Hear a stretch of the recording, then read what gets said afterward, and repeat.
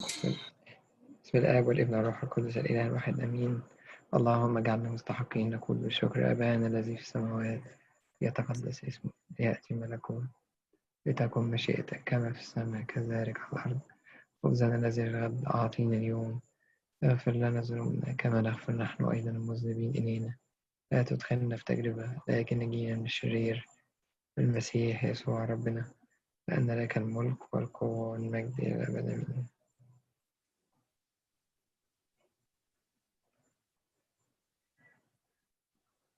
اوكي طيب كل سنة وانتم طيبين. quickly كده يعني in English and then in Arabic. So today is the feast of the entrance of Christ and the Holy Family into Egypt. دخول المسيح أرض مصر. كل سنة وانتم طيبين. For us طبعا انت طيب.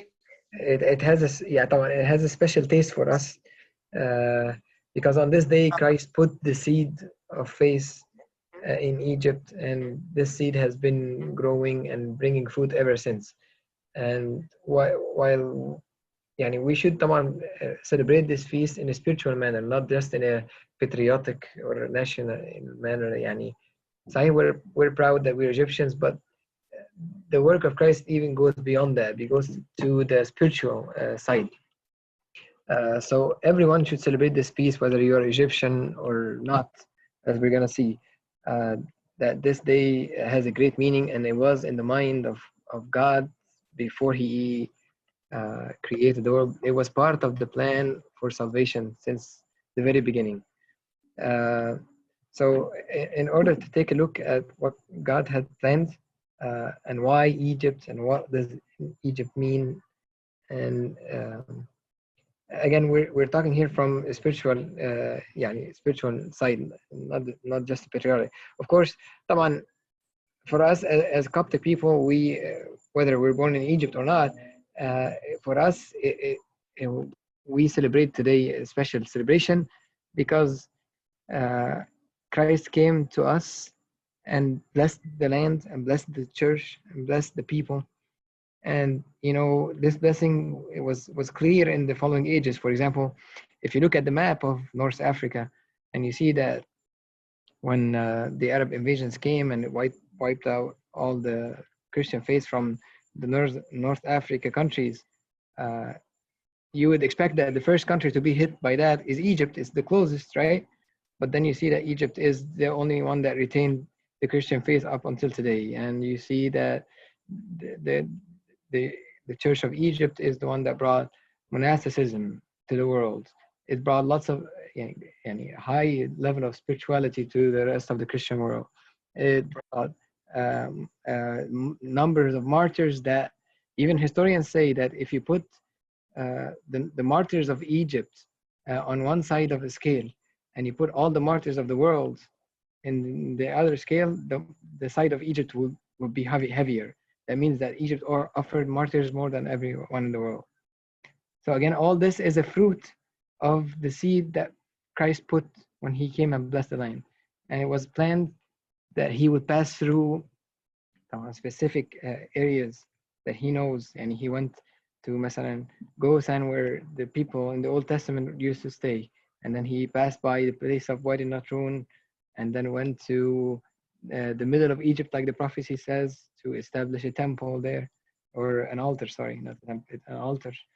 فطبعا for us it means a lot, and it's a special celebration.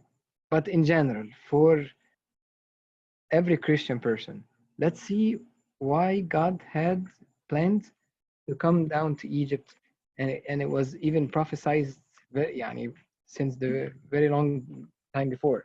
Of course, we all know the very famous prophecies of Isaiah 19, out of Egypt I called my son, and that the Lord is coming on a cloud to Egypt, and the idols of Egypt should be shaken, right? And then the Lord will have an altar in the midst of Egypt for Himself. And it says that the heart of Egypt would melt inside, right? So God had given a great care about the idea that he would come as a stranger to Egypt for some reason. So let's go through the Old Testament quickly and see what God had in mind in the Old Testament. So I'm going to share my screen to show you one thing that our church is actually has prepared in this feast. So unfortunately, I don't know why the Coptic reader does not show the readings of the feast of entrance to Egypt. We read yesterday and today, I think, the readings of the Monday of the 7th week of the Holy 50s. But there are readings for the feast of entrance to Egypt, and I'm gonna share part of it with you now. For example, the Vespers Psalm, مزمور بتاع إنجيل العشية. It says the following. It says, Israel also came into Egypt. You can see my screen, right? Yes, I think you can. Okay. So the Vesper Psalm says, Israel also came into Egypt, and Jacob dwelt in the land of Ham. He increased his people greatly and wonders in the land of Ham. Israel came to Egypt. Of course, here the Psalm clearly talks about Jacob and all the Israelites that came down with him, and they became a great nation there. And they dwelt in this land. And the numbers increased, as we know from the story. But then, why is this psalm in the Vespers today, of today? Because the church want to point to us the prophecy that Israel here is who? Israel is Christ. So you could remove the word Israel and put Christ, and it says Christ also came into Egypt. Sorry, Michael. Israel, it should be Jacob. Israel is the name of Jacob, and Israel is also in the name of the people of Israel, right? Yeah, and we all know that Jacob in the story was a symbol of Christ. So, okay, symbol of Christ. Okay, thank you, thank you. You're welcome. When the verse says Israel also came into Egypt, it wants to point out that it was a prophecy and it was a plan that God would have to come into Egypt for a reason that we're going to see now, hopefully. Yeah. Okay, so let's see what was the story of Egypt in the Old Testament, and we're going to see that it was always planned. It was always in the mind of God. For example, when did the story of the people of God, Israel, start? When did the story start? Starts with Abraham. Abraham, the father of all the Israelites, right? When God called him and told him, I will make you a great nation. It says that when God, if you read the chapter, when God established his covenant with Abraham, that immediately after establishing the covenant and offering a sacrifice and so on, immediately it says that God put him asleep and showed him a vision and told him that your descendants will go to Egypt and become strangers there and will become a great nation. And at the right time, I will bring them back to this land, to the land of Canaan. So immediately, after he establishes his covenant with Israel, we could say that this is the day when Israel was born. 1 second, sorry.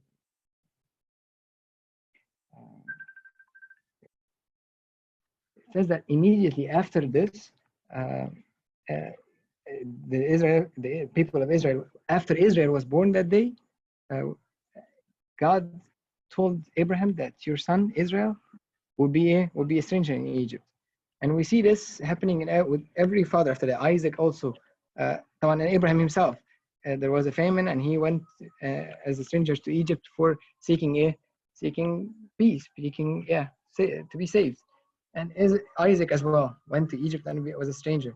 We know the story of Jacob and how Jacob went to Egypt, and specifically the story of Joseph, his son.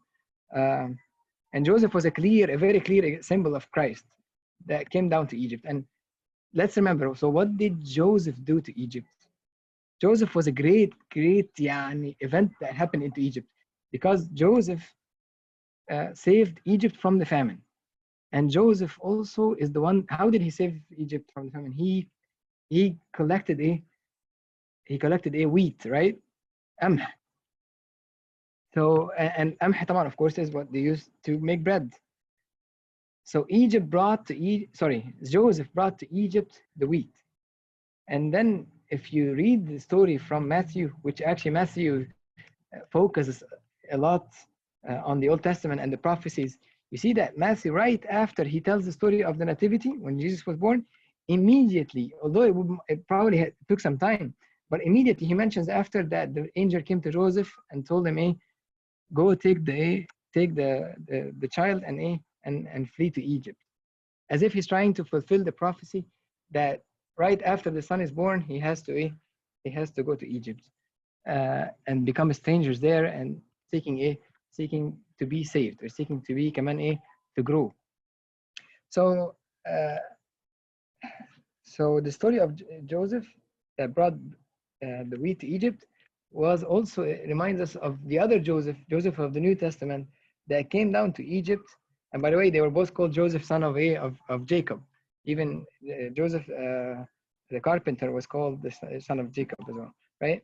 So they both came down to Egypt, but the new Joseph brought in with him the real wheat to Egypt, the real wheat that would save it from famine. And this is why if you read the readings from today's gospel, the gospel of the feast, if you read the Pauline epistle, let me open it here for you. Or actually, let's read the gospel of the Vesper last night. Let me zoom in here and go to the English.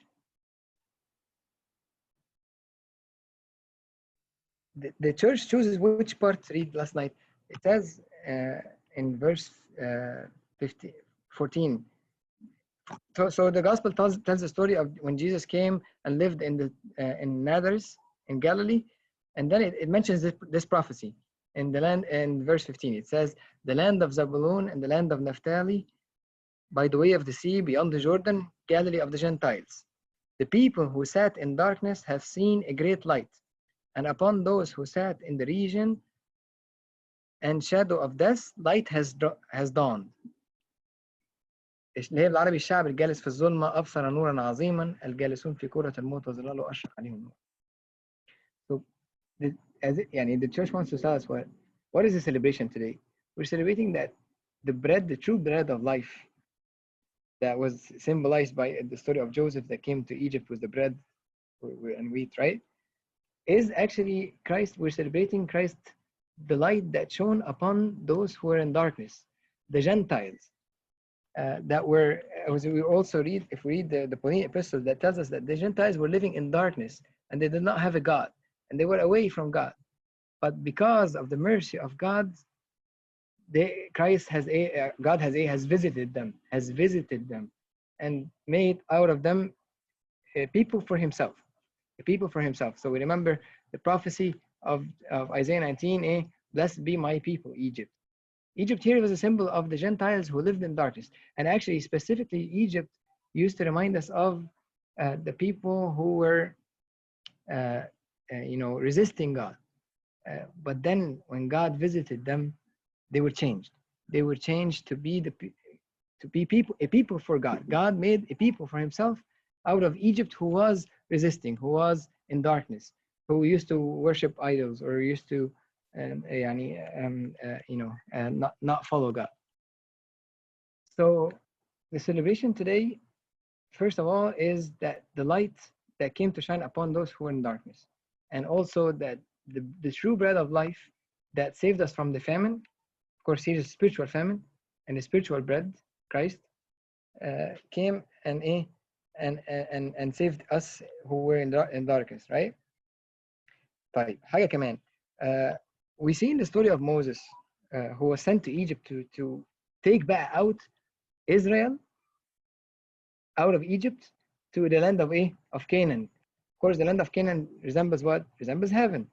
So it says that the people of Israel became a people to God, became a nation of God in Egypt.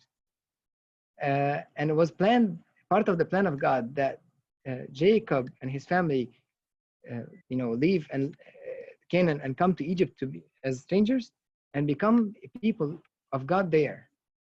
And when Moses was sent to Pharaoh to free the people, it says that God told Moses, "Then you shall say to Pharaoh, thus says the Lord, Israel is my son, my firstborn."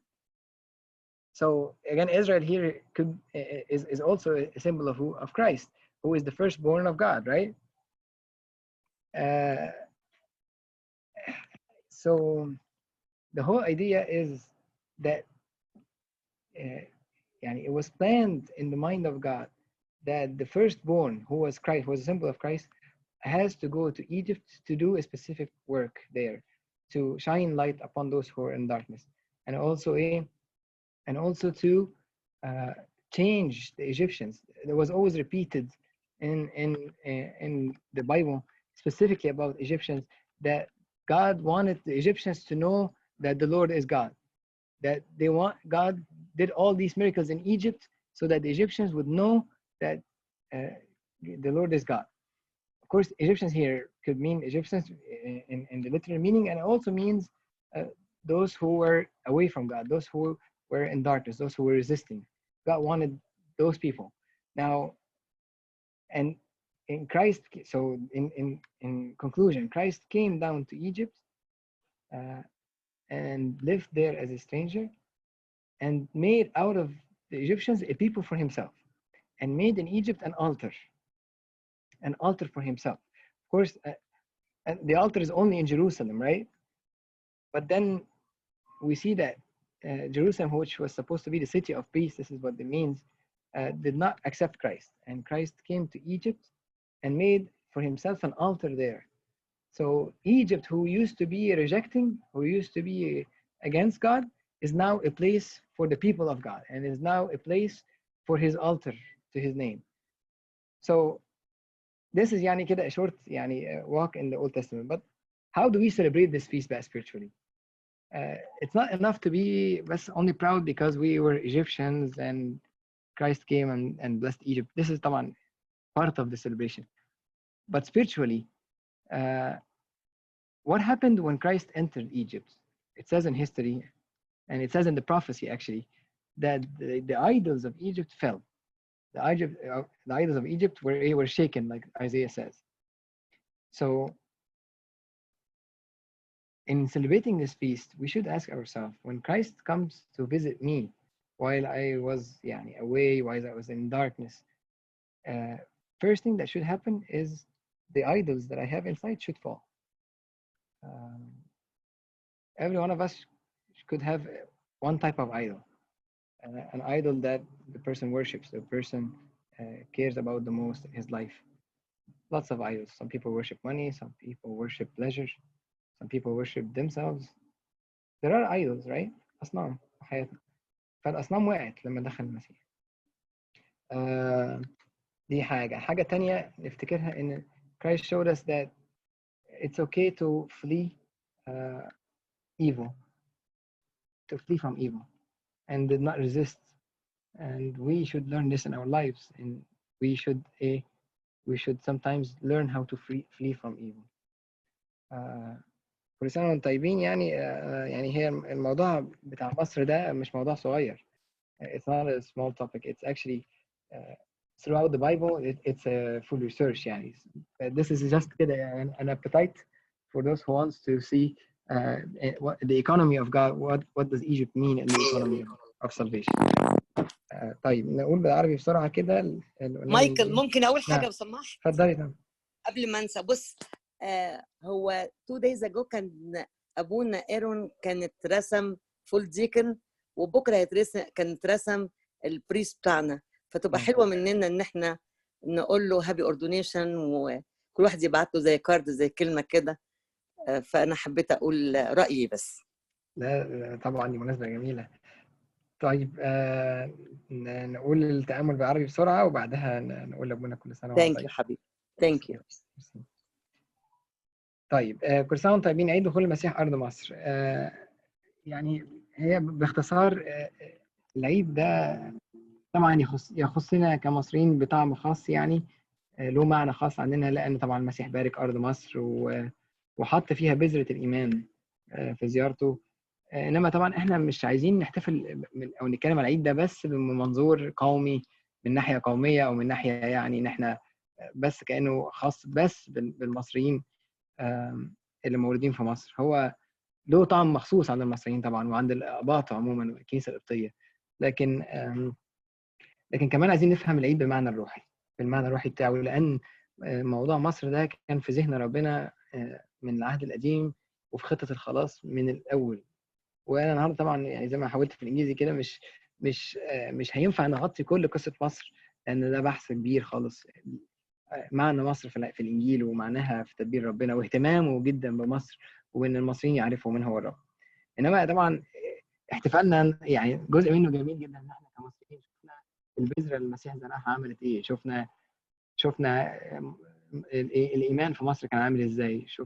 شفنا يعني لو تبص على زي ما بقول شمال أفريقيا كله اللي كان المسيحية فيه منتشرة، لما دخلت الغزوات العربية يعني مسحت المسيحية من معظم شمال أفريقيا. وكان المفروض أول بلد يعني تتأثر بالموضوع ده هي أقرب بلد اللي هي مصر، ولكن شفنا العكس. شفنا مصر هي الإيمان فيها اللي فضل ثابت قصاد الاضطهاد. والمؤرخين بيقولوا إن يعني إن استمرار المسيحية في مصر ده معجزة في حد ذاتها. طبعا دي ثمرة من ثمرات البركة اللي ربنا حطها في مصر بزيادة. شفنا يعني بركات كتير جدا جت على مصر طبعا. شفنا الشهداء وإيمانهم كان عامل إزاي. وبرضه المؤرخين والآباء يقولوا إن لو حطينا شهداء العالم كله في كفة ميزان وشهداء مصر في كفة، شهداء يعني كفة مصر هي اللي هتبقى أتقل يعني. فمصر قدمت شهداء أكتر من أي حتة في العالم. وكمان بركة مصر شفنا الرهبنة اللي انتقلت للعالم كله. وشفنا آباء مصر وقديسيها ومدرسة اسكندرية والدفاع عن الإيمان. وشفنا بركات كتير جدا حلت على مصر. يعني أي إنسان قبطي العيد ده عنده له معنى، لأن هو نفسه إحنا نفسنا كلنا إيماننا ده ثمرة من ثمرات اللي المسيح زرعها في مصر والبركة اللي حطها.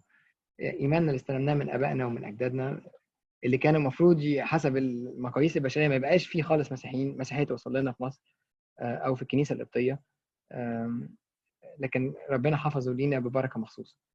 طيب تعال بسرعة شديدة كده في 5 دقايق نحاول يعني نعبر كده على موضوع مصر في الإنجيل وإيه معناها الروحي. يعني أن مصر موجودة في الإنجيل بكثرة ولها معاني روحية كتير. أولا أنتوا عارفين إن في قرايات مخصوص في الكنيسة لعيد دخول المسيح أرض مصر. للأسف في القبط كده ما كانتش موجودة. القرايات دي كان موجود قرايات الخمسين العادية، إنما في قرايات مخصوص للعيد. فإنجيل عشية العيد اللي هو المفروض كان يتقرا امبارح بالليل، في مزمور بيقول إيه؟ المزمور بيقول: ودخل إسرائيل إلى مصر ويعقوب سكن أرض حام، جعل فيها أقوال آبائه وعجائبه في إيه؟ أشوف أيوه، وعجائبه في مصر. فدخل إسرائيل إلى مصر، دي نبوة. إسرائيل طبعا اللي هو يعقوب اللي هو شعب بني إسرائيل. طبعا دي كانت نبوة واضحة جدا عن إن المسيح لازم هيجي أرض مصر ويتغرب هناك ويبقى هناك، ينمو هناك كده. ايه اهميه الموضوع ده؟ ليه في خطه ربنا، ليه في تدبير ربنا كان عنده في خطته انه يجي ارض مصر ويتغرب هناك؟ تعالوا نشوف تعالوا نشوف ايه معنى مصر تاني في الانجيل. يتقال طبعا انه طبعا اسرائيل هنا هو المسيح بوضوح ان المسيح هو اللي دخل الى ارض مصر. طيب مين اسرائيل ده؟ ابتدت قصته منين؟ امتى اتولد اسرائيل؟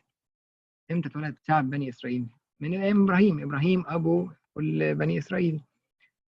ابتدى ربنا عمل معاه عهد هو ده يوم بنعتبره يوم ميلاد يعني شعب بني إسرائيل. لما عمل معاه عهد وقال له هجعلك عظيمة. وفي قصة لما تقرأ صحف التكوين بتاع عهد ربنا مع إبراهيم، يتقالك إنه على طول بعد ما عمل معاه العهد نزل على إبراهيم كده سبات كده غيبة كده، وشاف ربنا بيقول له اعلم ان ايه ان ابنك ده ان نسلك ده هيكون غريبا في ارض مصر، وانا هعمل هناك معاه عجائب وايه واخرجه منها الى ارض كنعان. فمن الاول شايفين انه في الخطه في تدبير ربنا ان اول ما يتولد الابن ده اسرائيل لازم يروح يتغرب في ارض مصر ويبقى هناك تحت سلطان ملك قاسي، وربنا يعمل عجائب ويخرج منه شعب مخصوص ليه. احنا هنا بنتكلم بالمعاني الروحيه دلوقتي.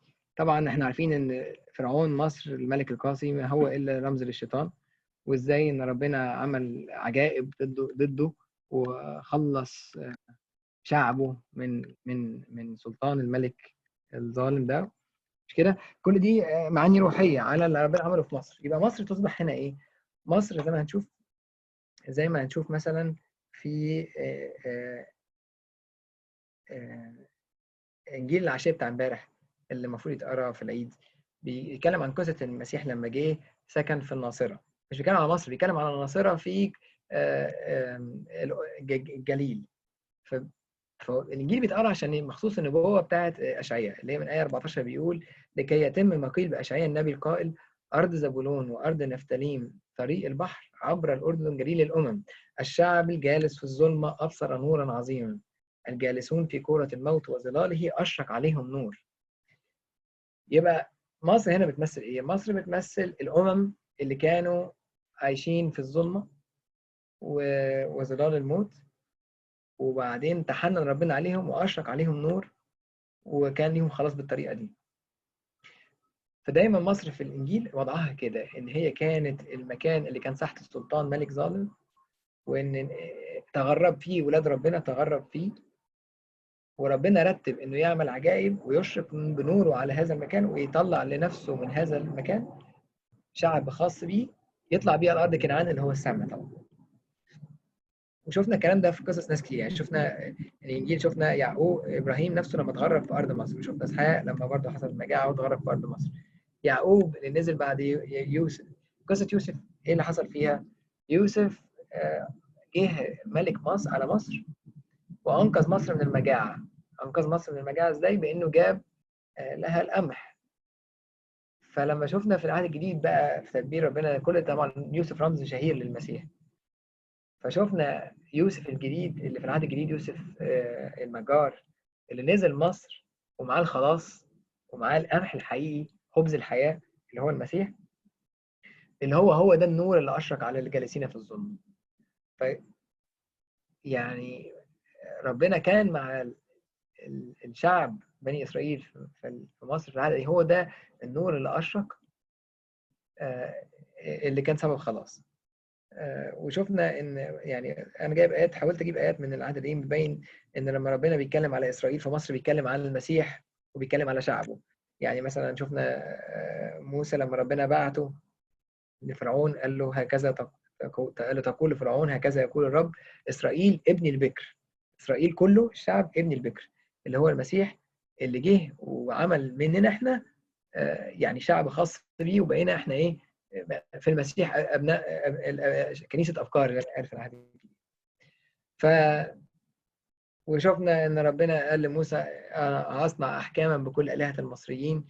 دي نقطه بقى الروحيه اللي حلو نتكلم عليها النهارده. احنا لما نحتفل بهذا العيد، عيد دخول المسيح على مصر، عايزين نعيد عيد روحاني، نفتكر ان لما المسيح بتحننه، هي دي الايه اللي بتتقال في البولس بتاع العيد. البولس بيقول ايه؟ بيقول الله الذي، انا هفتحها لكم، هي بيقول الله الذي لما كنا احنا اموات بالخطايا، من اول هنا، ان احنا كنا الاول سالكين حسب ظهر هذا العالم حسب رئيس سلطان آية كام يا مايكل؟ افسس 2 من اول حتى الاصحاح، لما بيقول انتم كنتم اموات بالذنوب والخطايا. ده الكلام ده قبل ما تعرفوا المسيح، قبل ما المسيح يفتقدكم. انتم اموات بالذنوب والخطايا التي سلكتم فيها قبلا حسب ظهر هذا العالم حسب رئيس سلطان الهواء. واحنا كنا سالكين في شهوات جسدنا، عاملين مشيئة الجسد والأفكار، وكنا بالطبيعة أبناء الغضب. مش ده كان وضع مصر زمان أيام فرعون؟ كان أبناء الغضب. الله الذي هو غني في الرحمة من أجل محبته الكثيرة التي أحبنا بها، ونحن أموات بالخطايا بالذنوب ونحن أموات بالخطايا أحيانا مع المسيح، بالنعمة أنتم مخلصون، وأقامنا معه وأجلسنا معه في السماويات في المسيح يسوع، ليظهر في الدور الآتية غنى نعمته الفائق باللطف علينا في المسيح. يبقى دي الاحتفال النهارده، ان احنا كنا في ظلمه وكنا بعيد عن ربنا وكنا ابناء الغضب، ولكن ربنا لاجل محبته بسبب ان غنى رحمته افتقدنا واشرق علينا وجعلنا بخبز الحياه وجعلنا له شعبا خاصا واصعدنا معاه الى ارض كنعان اللي هي السماء. فبيقولوا حتى اخر صح يقول: اذكروا انتم الامم قبلا في الجسد المدعون غرلا من المدعو ختانا انكم كنتم في ذلك الوقت بدون مسيح، اجنبيين عن رعويه اسرائيل، غرباء عن عهود الموعد، لا رجاء لكم وبلا إله في العالم، ولكن الآن في المسيح يسوع أنتم الذين كنتم قبلا بعيدين صرتم قريبين بدم المسيح لأنه هو سلامنا الذي جعل الاثنين واحدا. فاحنا احتفلنا النهارده ان المسيح افتقدنا واشرق علينا وحول مننا من ابناء الغضب ومن تحت سلطان الفرعون القاسي اللي هو الشيطان الى شعب خاص ليه، ابناء ابكار يصعدنا الى ارض كنعان. لكن لما نيجي نحتفل بالعيد احتفال روحي، نفتكر ايه اللي حصل في مصر لما المسيح دخل مصر. يقول التاريخ ويقول الانجيل في النبوة اشعياء حصل ايه؟ قال انه ترتجف اوثان مصر في داخلها ويكون للرب في وسط ارض مصر مذبح للرب في وسط ارض مصر، مش كده؟ وعمود للرب عند تخومها. طبعا احنا الكلام ده اتحقق بالنص ان في وسط ارض مصر بقى في مذبح، وعند تخوم اللي هو الحدود اللي هي اسكندريه بقى في عمود اللي هو ماري مرقس. انما المعنى الروحي ان لما المسيح يفتقدني انا بقى، واحتفل ان المسيح النهارده جه واشرق عليا انا اللي كنت في الظلمه وبقيت في النور، المفروض ان انا الاوثان اللي جوانا تتحطم زي ما حصل في مصر. هو ده احتفالنا اللي بالعيد، ان هل احنا ثابتين بقى في الدعوه وفي الافتقاد اللي افتقدوا بينا ربنا، وهل احنا ما زلنا له العروس الامينه اللي هو خدها لنفسه اللي كانت مقاومه ليه زمان وعيده وهو راح افتقدها وخطبها لنفسه. هل احنا النهارده ثابتين في هذا الامر وامناء ليه زي ما كانوا ابائنا بالذات في مصر وبالذات في الكنيسه القبطيه من اول خالص الدهور، من اول مجيء المسيح؟ هل احنا ثابتين في هذه النعمه؟ هل احنا ثابتين في امانتنا ليه كعروس امينه، ولا حبينا الغرباء ومشينا ورا الاصنام بتاعت الامم تاني؟ يعني كل سنه وانتم طيبين. دي كده بس فاتح شهيه للي عاوز يتفرج على مصر ومصر في فكر ربنا في العهد القديم كله، ومعانيها الروحيه يعني. كل سنه وانتم طيبين. طيب طنط، ايوه يا مايكل حبيبي، ايوه. كنت عايزين تقولي لابونا ايرون كل سنه وهو طيب. كلنا عايزين نقول له كده ونشكره على محبته وتعبه وخدمته وكل حاجه حقيقه، وهو ربنا بعته لنا في برضه صحيح. في دخول ربنا المسيح ارض مصر. تحت كل شيء تحت السماء وقت ده بصحيح. نشكر جورج ربنا. حبيبي، انت لسه معانا يا جوجو؟ انا معاكم يا مدام امال. طب عايزين نقول لابونا هابي اوردونيشن حبيبي بليز if you don't mind. نبعت له شور يعني. هو بس ابونا طبعا يعني اواي دلوقتي، بس definitely يعني